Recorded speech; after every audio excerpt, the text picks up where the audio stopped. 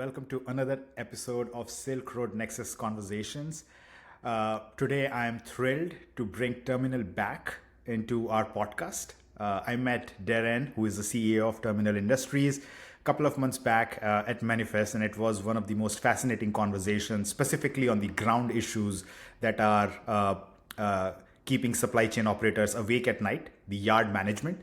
And Darren kind of gave a very great overview of what the problems are, how Yard has been sitting there with a lot of promise and under delivery of technology softwares from the legacy companies as well as from the multiple startups that are trying to kind of get into this space. Today, I welcome Ryan Arroyo, the SVP of Product and Engineering at Terminal Industries. He's going to introduce a little bit about himself, but before that, I want to kind of relay one more fact that Terminal is betting on a solution which is not just better sensors, but entirely a new AI native operating system for the yard. And we are going to deconstruct that in detail with the new missions architecture that has been launched or will be launched. Let me say that I'm kind of privileged to have this conversation earlier into the launch phase, and why Yard has been so resistant to the traditional software. And looking at where we are today, what the future looks like in terms of agentic and philosophy in general of building products for yard management kind of problems in general. So Ryan, before kind of we jump, dive into Terminal and missions as the architecture, I would love you to please introduce yourself and your role at Terminal. Awesome. Yeah. First off, so good to be here. Thank you for having me. I'm excited to talk through it. So my background, about 20 years of product development experience, starting out as a product manager, kind of when that role was just emerging out at Silicon Valley, and just started building for a number of brands. Had a few startups myself out in the Bay Area, and then tenure that I had prior to this was at Indeed, where I started as a product manager and grew up to senior director of product. Indeed really allowed me to see the power of scale as I saw that organization grow, as well as really fine-tuning customer centricity, product management as a philosophy as well as a practice across my tenure there. And so I've come into logistics. I've now been at Terminal for about 9 months now, and I don't have a deep logistics background, but what I bring is really just first principles thinking, this idea that product management is about staying close to your customers, understanding the problems, and then applying software. And then I've just been in AI from the very beginning, just as an explorer and a tinkerer, and now as a practitioner. And so it's exciting to be able to be a part of this new industry and how it's going to change the world. Fantastic. Wow. I mean, Indeed to Terminal, and from job portal or I don't know what we call that. Job marketplace. Job marketplace. Job search engine to logistics. How has that transition been? I know you said that you don't have a lot of background, but you do bring a skill set which is native to product management in terms of first principles thinking, customer empathy. But is there a role of industry-specific knowledge when you're specifically leading an organization and an entire product team over there? Absolutely. I mean, there was a learning curve. I was fortunate to be mentored by Chris Brummett, one of the early joiners of Terminal, who's been in the industry for almost his entire career. And so he was able to really teach me all of the ways, as well as just going on site to a number of customers that we have and seeing their process end to end. And I think the advantage that I had is I didn't try to apply a solution that had already been sort of built or tuned by the industry. I just looked at problems, and I mentioned first principles thinking, this idea that, what is the problem? And my only boundaries are physics, laws, just that's the idea, right? Like, how do you solve a problem in the purest of ways by using the minimum number of requirements or constraints? And so I was able to kind of see it differently, and I think that led us to how we're driving our product strategy today, which we believe is novel in the industry, and it really just comes down to this: what are you trying to achieve, versus layering on software to document a process or do something else. No, makes sense. And I think if something is not defying the laws of physics, and I have the statement in front of me, Yeah. in my facing my eyes every day, that if something is not defying the laws of physics, it's possible to achieve that. And That's I right. think that's the motto that kind of brings you towards like, hey, maybe this problem is solvable. It's not that difficult. We are not defying the laws of physics, so let's go ahead Right. and do it. Yeah. Yes, exactly. And I think that is a good segue because you mentioned that you did not look at Yard from the lenses of previous organizations or product people that have been trying to solve this problem and already have built multiple solutions in this space. And for last 2 decades, Yard has seen a bunch of solutions from RFIDs to GPS accuracy, tracking trucks, OCR, and all of Yeah. them have in simple terms failed. I know fail is a very drastic word that I'm using over here. Yeah. I mean, technology is working, Yard is operating, but have failed to deliver the promise that was actually there to kind of unify the problem of the yards in general. In your view, when you look at these YMS generation of softwares, where do you think they kind of lagged behind, or where do you think the adoption fell for these softwares? Why were they not able to solve the problem? I think the first way to answer that question is because the yard is really complex. It is dynamic. A lot of things happen. It is constantly changing. You have different sorts of challenges that happen. And so if you think about traditional ways of developing software, it's deterministic, right? You have to think about, okay, what's the form I'm going to build? What's the set of features that I need to build in order to address the problems you have or the workflows that are facing the yard? And so that's been the way it's been approached. And so if you look at the big incumbents, they're highly complex, highly, just information dense, because they spent 20 years building software to map to every possible situation, configuration, etc. And so that's one reason I think they have failed, because they became so complex. Now they're just hard to use again. I think the second reason that's driving some of this is just everyone is being more pushed around costs. So the biggest cost driver for most of these organizations is labor.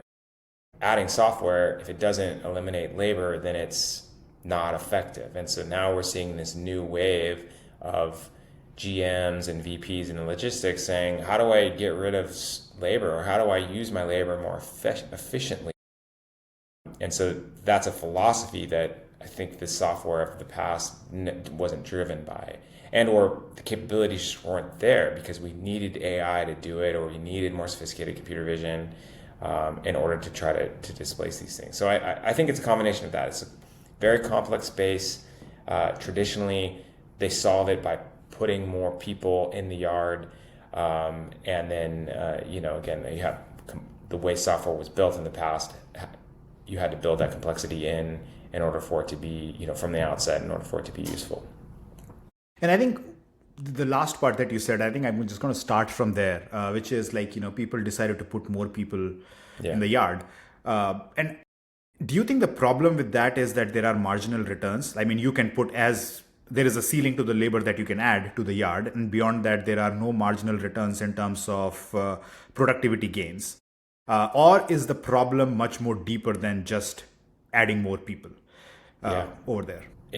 It's highly complex, and this is interesting because this brings me to some of the experience I saw with some of the largest customers we had at Indeed that had to recruit large numbers of people to solve their challenges, whether it's in retail or warehouse. Hiring people is hard, not only because it's expensive, there's generally high turnover, so your recruiting is never ending. Every time you lose someone, you lose that knowledge. So then you have this constant retraining that has to happen. which just slows down an organization, makes it less efficient. And then, yeah, there is a diminishing returns. You can't keep adding people and efficiency keeps going up. Suddenly they start tripping over each other. The incrementality of their scope, reduces. So therefore they can do less and less, and then the whole cycle repeats. So it's just kind of a losing battle. It gives you near-term capabilities, but long-term pain, medium and long-term pain because of all those issues. But now with the pressure from e-commerce and just the broader global pressure around costs and inflation and all these things, everyone's trying to find savings wherever they can. And this is the obvious place because they've squeezed it. Even though I think there's still a lot of headroom in the warehouse. In the last 10 years, they've been working to reduce that. Right, robots exist in the warehouse where they didn't before, but the yard was just kind of left behind. Got it. And when you state that problem, where do you think the biggest leak was in terms of productivity? Was it the complexity of the processes? Was it the dynamic nature of the yard? Yeah. Or, as you mentioned, the last part, the labor, which is ever evolving, continuous hiring, loss of knowledge. Where was the biggest productivity gap that you saw when you joined the industry? And I'm asking you because you brought in a very fresh perspective. You did not have that background, so you looked at the problem from a completely different lens that probably what the traditional players had been looking at it. Yeah. It's an issue that compounds on itself. So you have a complex problem that has a lot of processes that have to be trained to individuals who then can walk out the door with that knowledge. And so you have this compounding problem, and so you have to approach it all, right? You say, okay, well, I have to understand the process so that I can actually reduce your labor. And so that's the first part. And really understand why you're doing what you're doing. So we're not going to just copy your process. We're going to say, well, what are you actually trying to achieve here? Because there could have been a circuitous process put in place when in reality they're just trying to do something relatively straightforward. So there's that. It's a kind of understanding the outcomes, and then layering in the technology, the AI, this computer vision in order to effectively do what humans were doing. And then you create a durable process that isn't susceptible to churn, isn't susceptible to the constant changing of an organization, because it's dynamic enough where it can grow with you. And then where we hope and where we're building to today is where it continues to compound so that it gets better and better and better over time in ways that don't have to be directly trained by the organization. Because what we found is that people were doing, the operations staff, they mean well, but they're doing things that they were told to do. And if you look at it from a third party, and you look at their job, why are you doing that? Well, I copy and paste from this file to that file, and then I take that file and I copy and paste it over to this file. If that's just their task, like 1, 2, 3, 4, 5, they were written out and they run that task, versus saying, like, was there a better way for me to do this? And this is the classic AI problem, right? We talk about AI coming in and taking away jobs, and it sounds bad and scary. And I think for some people it absolutely will be. But the silver lining is that these jobs aren't necessarily great. They're not rewarding, and so, it's easy for me to say that, but I think that's ultimately where the industry, that's what everyone's grappling with, is like, we're replacing jobs that probably aren't great jobs, but nevertheless, we're replacing them. So it's yeah. No, I think you're right, and I think the another lens to look at it from is like, maybe it's not their primary job. Their primary job is something else, but they have been given additional tasks to kind of run through this checklist that you mentioned. And that is an additional burden. Now with AI, that checklist can be automated where they can now focus on their primary job as well. So I think that definitely, like, depending on the industry and company, we can take and look at it from a different lens. But I think you also mentioned that, technology was a gap as well. And I think when you say technology was a gap, and I think I'm going back to Terminal, where you are using computer vision and you're calling yourself AI native. I think that is a technology gap that did not exist, and you are probably using SAP or EBAS kind of software to kind of run the complex yard process, which as you said, is very manual, is checklist heavy. But now when I look at it, and when you say that technology gap is being bridged by AI, and Terminal calls itself AI native. Yeah. From an architectural standpoint, what does that actually mean? Does it mean computer vision is like the primary key in your database? Can you walk me through like how you Sure. ingest that visual signal into a clean digital record without Yeah. even human touching it? So, what does AI native basically mean in that flow? What it means, and we appreciate that there's a lot of buzzwords in the industry, and we're trying to avoid just saying we're AI native. But what it means to us is two things. One is it's a forcing function to ensure that AI is enabled so that humans need to make fewer decisions when they use our software. So AI is the tool, is the implementation layer that drives efficiency everywhere there's a step. So for example, if you have this truck checking in and there are certain things that need to happen, well, our philosophy is we're going to use AI in order to fill as much of that in as possible, whether that's coming from computer vision, coming from an integration, coming from somewhere else, so that again the decision can be completely automated or filled in. So it's almost on one hand a philosophical way we build. How do we use AI in every possible situation so that everything becomes more efficient and we can then drive labor reduction and labor efficiency in yards? So I think that's the first thing. The second is more architectural. The way our software is built. I mean, of course, we use AI to build software, but more it's the stack itself.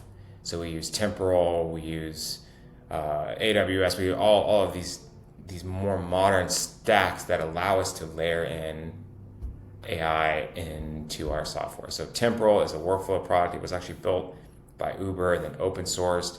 It's essentially a way to map deterministic outcomes, but can have AI enabled in any of those particular steps. And this is what we'll go into with missions, so that we can create probabilistic outcomes from deterministic workflows. So that is kind of. And can you help us understand like where does computer vision fit into this picture, and how you're using with an example, like a truck walks in, you have a camera, takes a picture. How does that record get created, and what does that record actually do? What part of the workflow is it automating, and for whom? We see computer vision as a way to automate data capture, and that can be done through fixed cameras. So a truck can arrive at an entry to a yard. We have cameras bolted up that look at these trucks. Camera looks at it. We're trained on identifying where the key identifiers are on this truck, be it the cargo asset ID, DOT, license plate number. We'll pull those in, and that creates the record of the truck checking in. If everything goes well, we get everything we need, and the truck can enter the facility, a gate arm can open, and the record of that truck is captured. Whereas previously that would have been, writing that down by hand or going and walking out. And so the implication there is you can take away humans from your gate, because now the computer vision is supporting that activity of recording these key IDs. So that's sort of the fixed infrastructure. The second way is through mobile devices. So again, the same use case of data capture. A operator can use their own mobile device to take pictures of things like the truck, of the bill of lading, of a variety of different things, and we will extract the important elements out of those documents and then pre-fill, add to the context layer of that visit or that truck. And so we see it as a tool to get data into the system accurately and efficiently. And we don't lead with it as a thing where maybe that used to be the thing where it was just this really fancy thing. Like computer vision, we see it as just a means to an end. And the way that it's done flexes to the way an operation needs to run. And everything else about it, like, is there internet, is there power, is there a place to put cameras, that all becomes modular and determined on a case-by-case basis. So just to repeat what you said, so it's basically you're capturing the data from an incoming truck. You are publishing that data as a record. Yep. How does that record then plays in automating future processes? Like, is that just, where does the automation into process come into the picture? So this is where we look at the past and where we're headed. So the past, this would be a record in a database, and that's the end of it, right? Maybe it becomes, a truck in an inventory or something, and the human then has to then take that and be like, okay, I'm going to move that to a dock door, or I'm going to do something with that. What missions is, which is our term for workflows built in the yard, is movement. The big thing we've introduced is really an emulation of what a human would do. A truck arrives at a gate, and if you have a gate guard or some personnel there, the first question they always ask is, why are you here? What are you doing? They have a reason. They're here to drop off goods, pick up goods. Like, in the most simple ways, these are one of those two combinations. And so our software will ask that same question, why are you here? And we have workflows mapped to whatever a facility's main operations are, drop and hook, live, or some combination of those. And those build nodes or workflow steps that map to that organization's processes. And computer vision will enable us to progress those steps. So if the first step of every mission is check-in, and check-in requires capturing the license plate number, the DOT, the cargo asset ID, etc., computer vision makes some of that automated so that in best case scenario, we can automate the check-in. Now, you can continue that and say, okay, what other things can we automate? Well, maybe the next step is a location assignment. Drop the trailer in the east lot. Well, that can be automated. We don't need computer vision for that. We use AI, rules, etc., and we can progress the mission again. So again, nobody's been involved. We keep moving. So just a quick question over there. So you say you make a decision that drop the trailer in the east lot, and I'm assuming this is happening in the background. But how is the driver being notified to do that job? Yep. Is there a handheld device? What kind of communication leads for the driver to take that action? Yeah, we have what we call driver experience. It's a web app that allows the driver to interact with the facility through their own device, and it doesn't require them to download the app. They hit a QR code, loads a web page, they quickly authenticate, and they can start this process of why are you here? They can check themselves in. They can take a picture of their own truck, and that can pull the CV back in, and we can extract the values off that to verify the values are accurate. And then it becomes their handheld, their pseudo digital radio to communicate with dispatch and or our system, giving them instructions on where to go, what to do next, get help. And again, our forcing function is always how should we do this if there were no humans co-located? We can't. What if there was nobody there? How do we handle this situation? And that becomes a forcing function for us to continue to drive more and more usefulness in the driver web app itself. So yeah, long answer, they use their own device to interact with the system, which is a combination of system messages and human interaction that allows them to get whatever instruction they need to get. Got it. I think I have more questions on this, but I'm going to hold off because we'll do the demo and probably I'll ask more questions that time. But then I have a couple of questions. One is the compute problem that comes with it. Because if you're looking at a big yard, there are, let's say, close to 500 to 700 trailers or trucks kind of in that yard. And the compute requirement for that real-time video monitoring or even audio monitoring are massive. So are you doing that inference on the edge or to keep that latency low, or are you shipping pixels to the cloud? And then if that is the case, how do you then maintain that single source of truth around the network? Yeah, so today we do all of our inference in the cloud, with the exception of one use case where we enable computer vision cameras onto spotter units where as a part of their day driving around, we have a device that has an edge inference on the cab of the truck, and that's doing the computer vision for understanding the trailer IDs and where they are located in the yard. And so it's a new product in alpha that we're doing, and we use inference in the edge there because just as the amount of volume of processing that has to be done, and then if the fact that it's also being done through cellular connections. But in general, we don't use fixed cameras that are viewing the entire yard as an entity and looking for changes. That's both really hard as a computer vision project, but also a heavy infrastructure and investment, which generally isn't something our customers have wanted to do. And so we do it at the thresholds. So the entry, the exit is where we capture it, as well as the ongoing interactions with the driver, where we can push some of this to them as a workflow step, so that they can tell us where they parked the trailer, as an example, and they can take a picture. We can do it. So our general model is a low BOM, high ROI computer vision deployment. And we also believe that some of the inefficiencies we see with the yard today are due to the fact that the whole picture isn't orchestrated.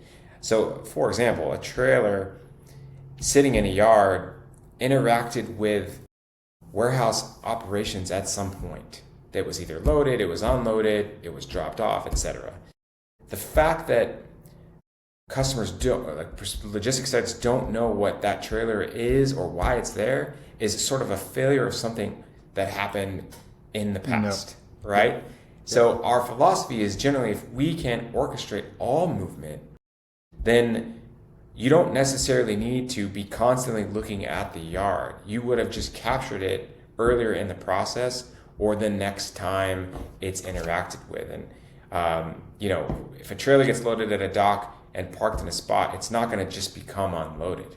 It will only become unloaded through some sort of task. And so that's the other thing that we push as a philosophy is many of these problems that exist today are just the way that they've been run. And so instead of just addressing the downstream problem, you go upstream. I love this analogy. It's like your kitchen is flooding, and so we need more buckets. It's like, well, just turn the faucet off.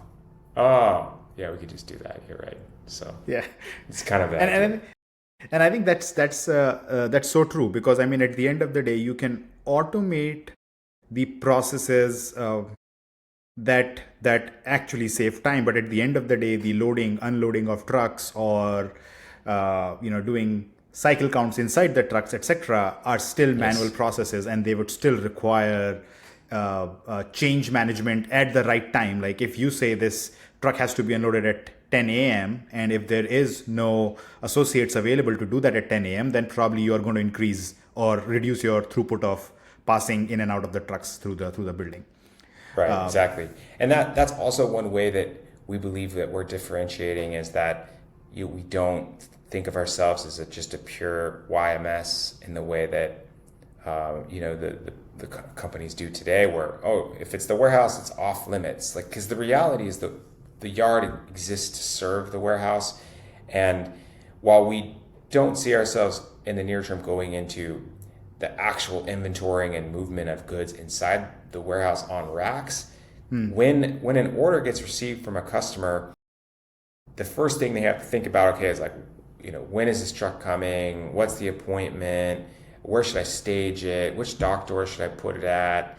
Et cetera, et cetera. When should I do it, because to ensure that it leaves on time? All of these things that are really connected to a global ecosystem, and we hope to get into that, because yard movement really is driving warehouse processes, and so if we're ignorant to those, we won't really drive efficiency either. And so we have capabilities today that look at that load and unload process. Got it. And I think this is the time, I think, where you have understood this problem. You've launched missions, which kind of give missions at different steps, as I understand it. Yep. Which is a series of, or I can say, series of active transactions in software terms that Yep. take place. And you're essentially building a state machine for the yard. And I think this is a good time if we can see for sure. a demo of this software. And I probably have a lot of questions as you demo, so I'll keep them coming your way. Sure. Awesome. So missions is obviously a subset of our application, but it is. So let me orient you here. So what we look at is, so a mission is a series of steps, as I mentioned. So you can look at all of these different combinations that represent real world movement across a yard. Live unload, drop and hook, move tasks, load, unload, etc. And so these are configurable. And so if you think about what's happening behind the scenes, we have templates which map to steps, which are then configurable by customers. So shift these things around, change acceptance criteria, do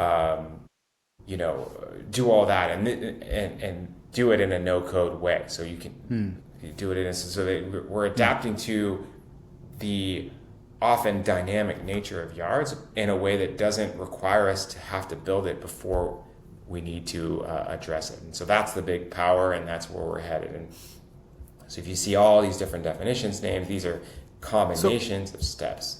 One question is, so these steps, are they hard-coded? I know you said that you can flux around and move a few steps up and down, but are these like hard-coded and kind of generic for multiple different kinds of yard, or you can change those workflows? So the lowest level component is what we call a node. You could think of it also as an action or a milestone. So unload, assign location, you see it here, right? So this is a node.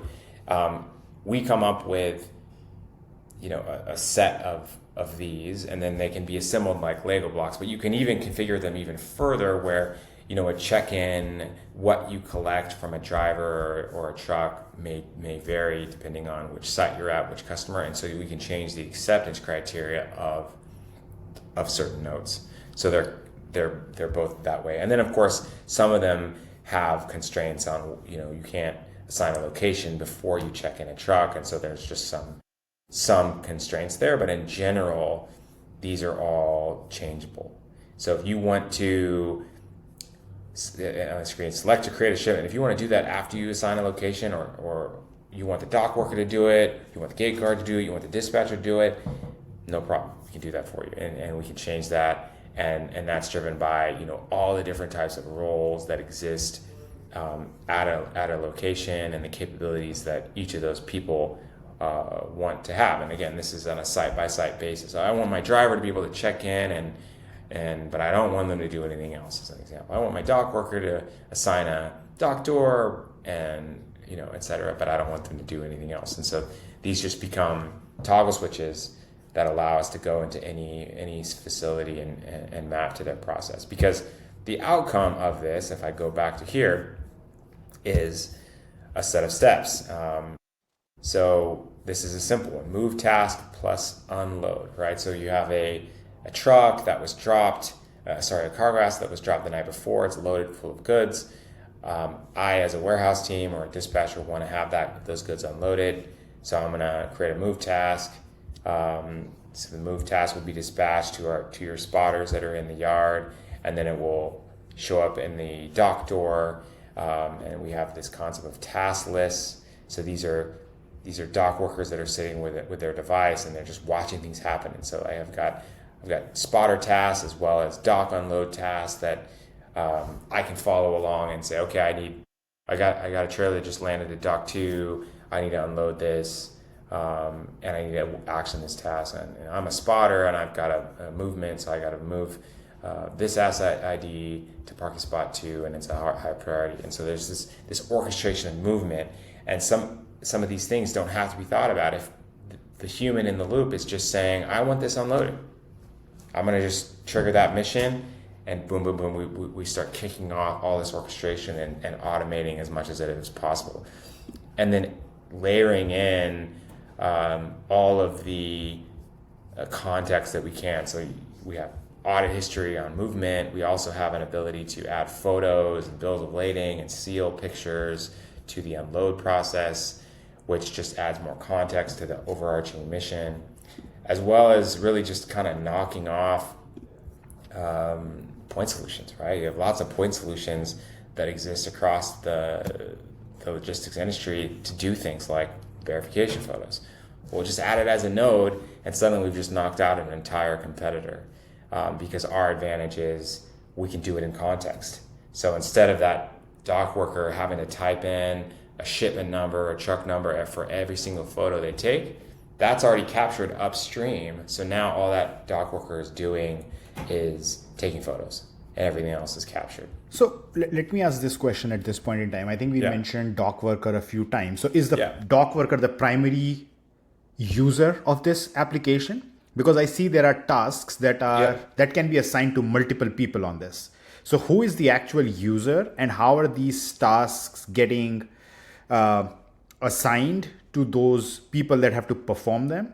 Is it like a native tool or a device like Zebra that kind of connects with it and kind of gives task instructions?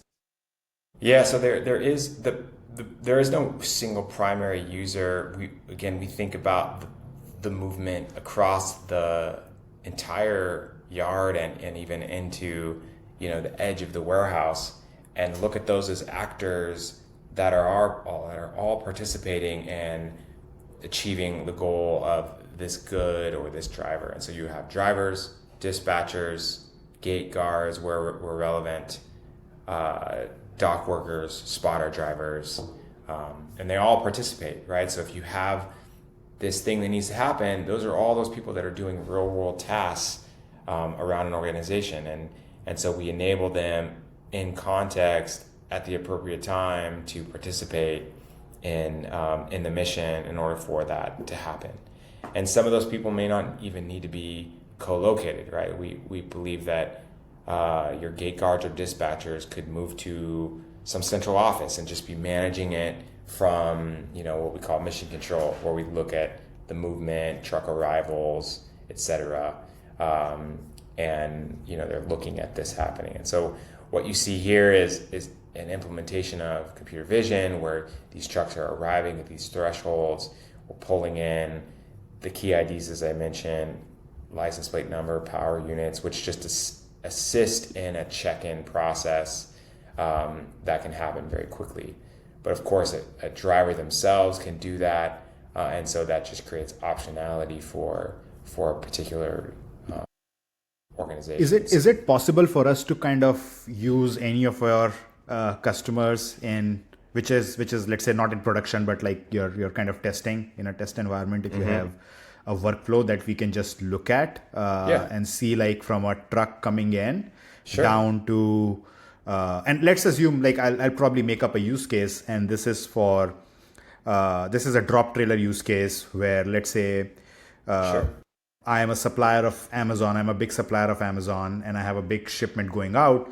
But usually my process is a drop trailer mechanism where a truck comes in, drops an empty trailer, picks up a filled trailer, and then leaves the yard.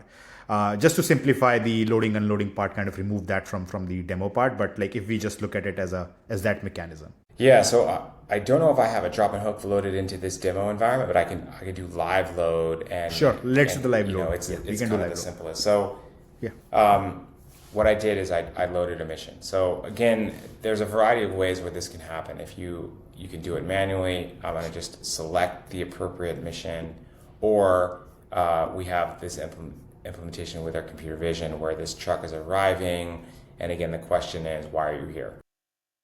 So we could say we're going to do live loads. This truck is here, and we heard from them. Again, that information could have come from an integration. We have a shipment information, and we look up and we know that this is a live load. It could be from the driver themselves, or it could be from personnel at the gate. So we select that. And this is all happening when the truck arrived at the gate, right? This is not prior to that. So the first step is truck is at the check-in gate. Correct. And we're exploring different ways where we can think about this, pre-arrival advice, and there's some industry terms for this. But in general, there's also a lot of desire for this to not happen until the truck is actually here, because For whatever reason, there have been situations where trucks have checked in for 50 miles away, and it starts kicking off a process when that truck actually wasn't there. And so in our driver experience app, we have ways to enforce actual geo boundaries within a site, based on whatever the site is wanting. So live load, right? So we're here to drop this off, and so driver details. What you're seeing is the most manual processes, and this is just in an ideal case, this would have been pulled in through an integration, or again, the driver themselves is telling us this, or maybe they're a return driver, and we have their information saved. So we're going to just type in a bunch of information here, and this tells us, who are you, why are you here? Phone number becomes important because this then gives the facility a way to interact with them. We're building a chat capability so they can chat directly in the app, but kind of your common denominator becomes your phone. And again, when you say app, that becomes is that a blocker for adoption? Because it's all web app, so okay. You're just browser based. We've definitely heard that. Because at the end of the day, what I'm assuming is you are probably interacting with 500 logistics companies in a yard, and not everyone is going to be compliant enough to even use a web app. There are obviously there will be hard constraints in I don't have connectivity, I don't have this. So how do you ensure that there is constant adoption of the technology? Definitely something we've considered. Yeah, absolutely. At a minimum, we're avoiding any app downloads. I know those have been mistakes of competitors in the past, and we're avoiding that. So, but where we want to push is, particularly for the drivers, a way for them to interact purely through voice, through text message. So these are the places we're going right now. The constraint is connectivity through a smartphone. Is the minimum requirement there. But we want to continue to push the limits there. So we continue to check in this trailer. This is just information. Again, I mentioned this is configurable. We look at these things as things that the local site wants to capture. So we have the trailer type, the asset ID, the carrier. We have a D. And then we come in, and so some of these things, and this is also customer accounts that are kind of relevant for a 3PL type organization where they have customers and want to be able to track, who's this for. So check in, pretty standard. We've gotten past that. So now we have what we're sort of referring to as the movement piece. So we have, this truck needs to be loaded, live load. They arrived 2 minutes ago. It's an active mission. Here's their information. Ryan's the driver. What's my next step? We need to get this individual to a dock door. And again, our goal is to automate this. And so we would always ask the question, how can we automate this? It would be a question to a customer, and that would be determined, at the minimum based on simple rules. These customers go to these dock doors, inbounds go to these, etc. We could then continue to layer in complexity. Well, let's read from the shipment information. Does it already assign a dock door? Okay, maybe yes, no, maybe go even further. WMS, is the WMS assign a dock door based on the shipment and where it's been staged? Yes, no, maybe we drive that integration. And then you keep layering on, well, can we use AI? It's okay, we can look at any dock door that is open and then just pre-assign that.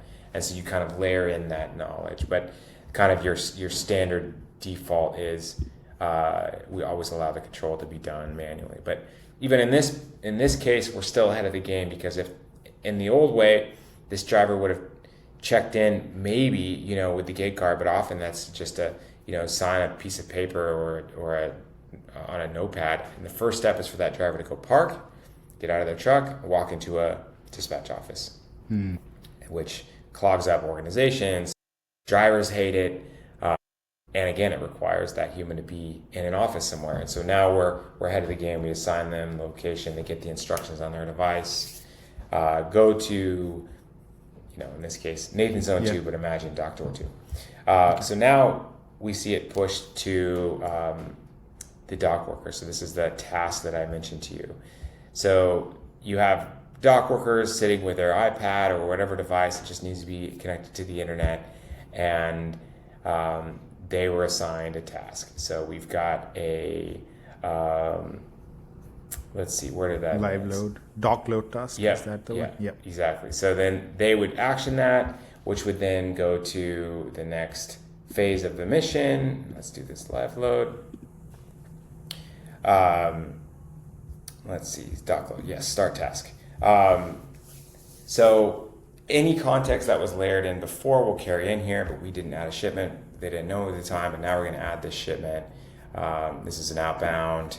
We're going to add that shipment. Now it's attached to the truck. We can now take photos of how it was loaded, and those would be saved to the mission file. We can capture the bill of lading. We can capture the seal, and these all become, attached to this immutable document that then provides that auditability. And so customers can then come in and look at how their truck was loaded, and it gets to this destination, and they open the back and everything's all crazy.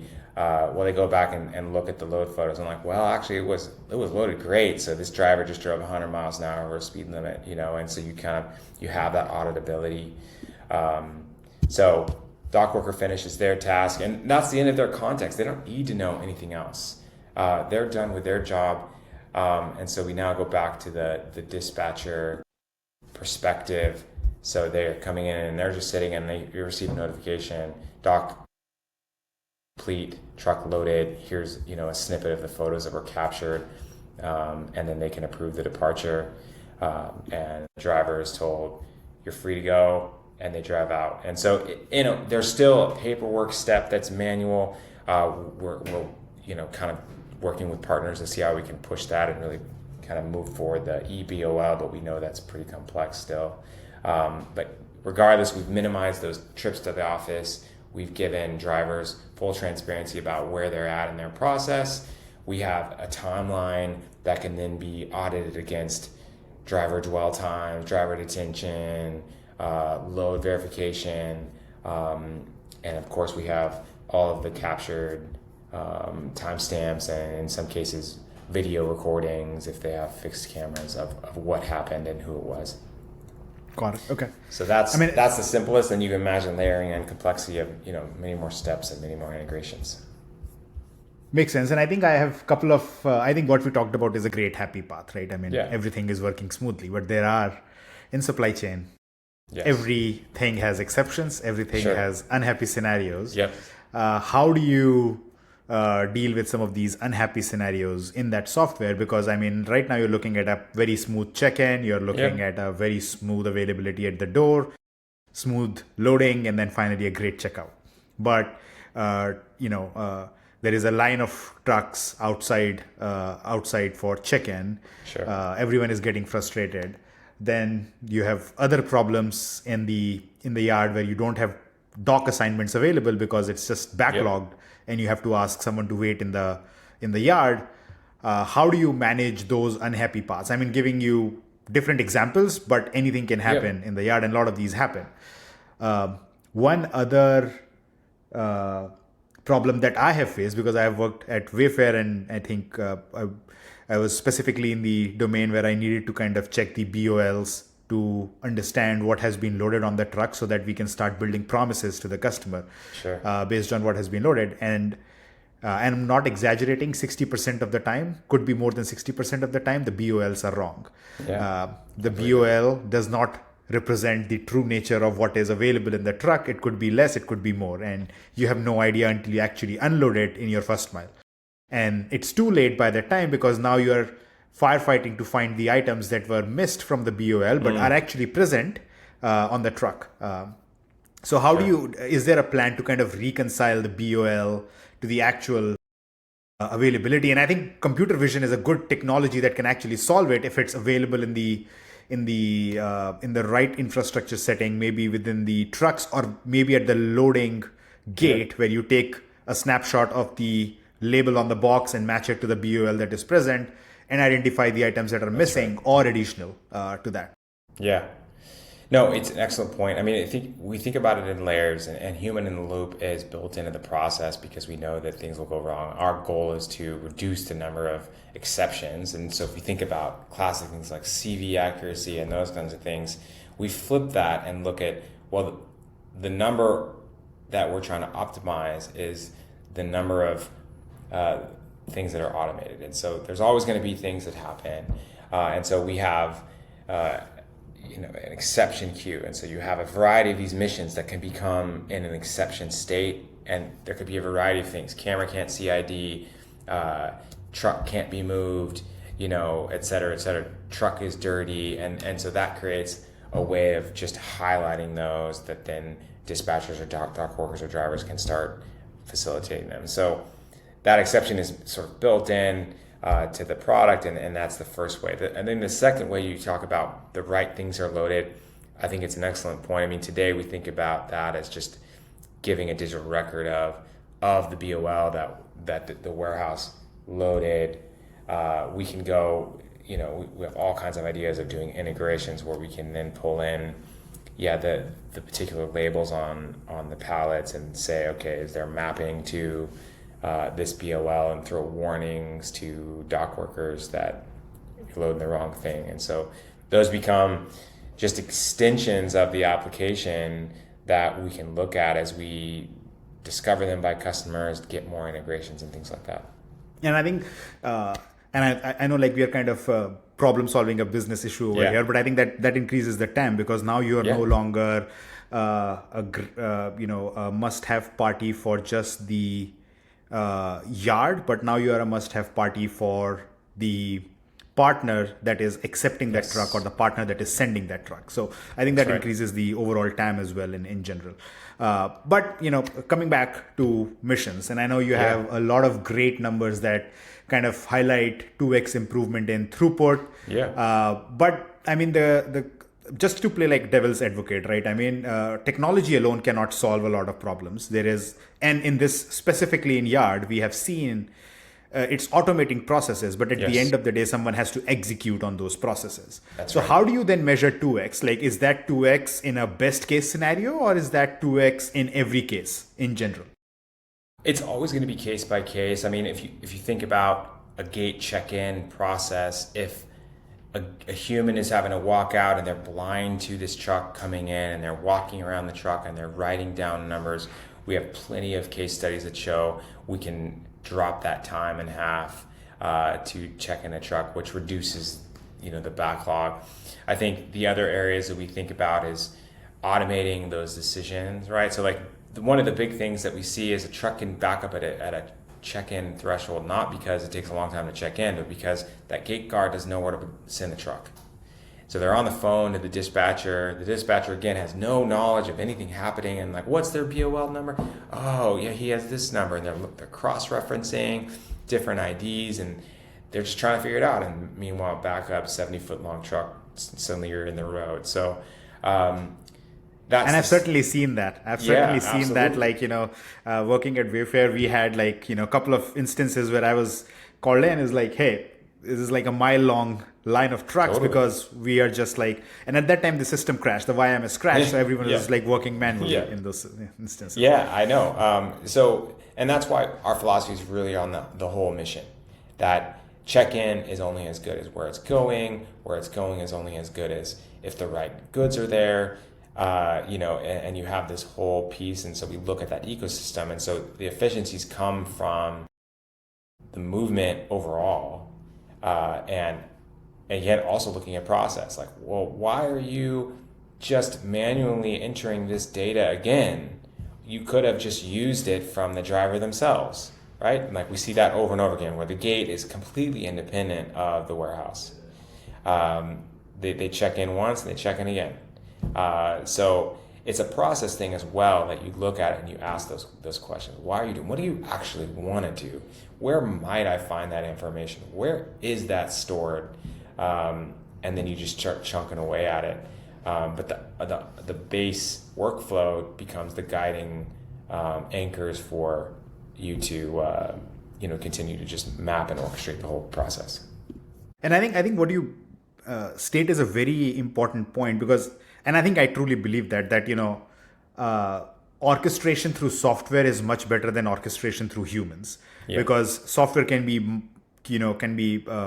a nip in the bud, like, hey, you have to do that, there is no exception around this process, and so humans start to follow that. But again, like going back to that 2x throughput gain, if humans are not following the exact process highlighted, then how do you justify savings? Like, is it that going back to the customer and saying you did not follow the process, or is it more about let's sit back and understand how we can better build the software? I think in general, the answer could be the latter as well. Like, you have to sit back and understand where the software is lacking the true orchestration or the adoption of the tool itself. It's both, right? That's such a great question. I mean, the first is the philosophy. We want to stay in the work. We want to be embedded into the execution layer versus something that sits alongside the execution, something that you do after you do the task. So that's the first thing. And so that drives efficiency right out of the gate. But the second is anchoring in where we gain is through targeting labor reduction or efficiency. Instead of that gate guard being there, you eliminate them. You put a camera up, you eliminate the gate guard completely, you push the check into the driver, as an example. Instead of needing 5 dispatchers per every site, you have 5 dispatchers for 25 sites. So even if the raw process, say the worst case scenario, the process takes the exact same amount of time, you've now displaced labor, and that's your efficiency. But of course, you can't displace labor with the process taking the exact same amount of time. So that's where you then start with this idea of how do we build an execution process that is more efficient, is focused on outcomes, is exposed to the whole end-to-end process versus just being, in one sort of narrow area that doesn't have context for what has to happen next. No, makes sense. And I think I'll pivot from here to one key segments over here, which is like, we have been talking about AI native, we have been talking about computer vision, and we understand like humans have agency, humans have the capability to make decisions on the spot when they are presented with certain data points. What is the agency of this agentic yard that we are talking about? When we talk about AI native yards or agentic yards, where does the agency lie at the end of the day? Is it still with the humans, or is it going to be with the software at certain layer? Well, we hope that the software is guiding the humans, is the idea. That human is in the loop when things go wrong, when software can't figure out what to do. But very much like the best agents we see today, the human kicks off the process or designs the process, and the robot, the software just runs it until something happens, or there needs to be some sort of confirmation. And so you lose efficiency. Like, I love this. I don't know if you've used AI coding agents where you have, in their default state, they ask you to approve everything they do, right? Like, you're in the ID or whatever, and it's like enter to access, enter. It's like, if that were the default, like, you're not adding any value to me. Right. Yeah. If I can just say approve all for this session or whatever you end up doing, then it just runs, and then that's when you're seeing the magic happen. And it's going to set back. Here's what I made. Does that look good to you? Yes. Just do that every time. And that's what we're aiming for, where you're looking at a yard and it's just running, and you're just sitting back waiting. And I will use that example in a little bit of a different sense.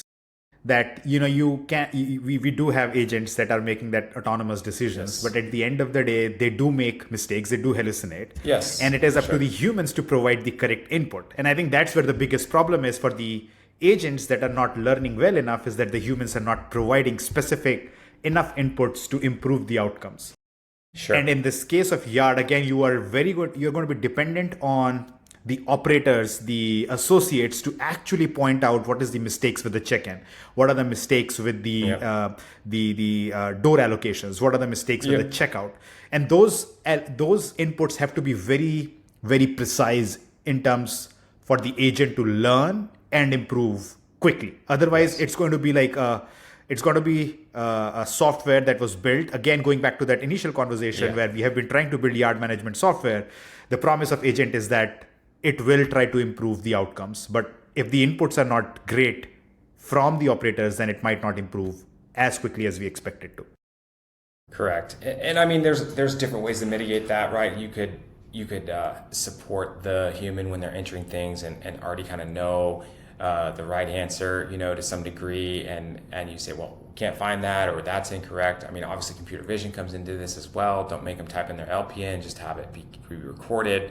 So you're always trying to optimize that, but that's the long tail optimization of a combination of learning, guiding, and supporting, so that the whole thing runs, and you take away decisions as much as possible. Like the classic one that I see is, well, I ask the dispatcher, well, which dock should that go to? And they go and look on their wall, and they've got a printout of, well, inbound is 10 to 20, outbound's 20 to 30. It's like every time it's printed out. So let's not put a human in the position to need to make a decision there. Let's just look at open docs, and we're just going to assign it.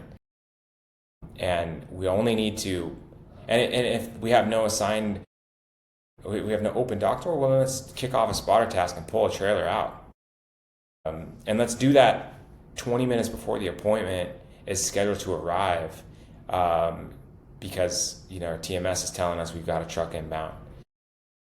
And again, no human needed to make a decision, and they're just sitting back, and the only time something is like, your spotter just broke, or for whatever reason, this trailer's stuck in the door because the low bar, is still connected or jammed. And so those are like legitimate, we can't fix that, exceptions, but everything else, just run.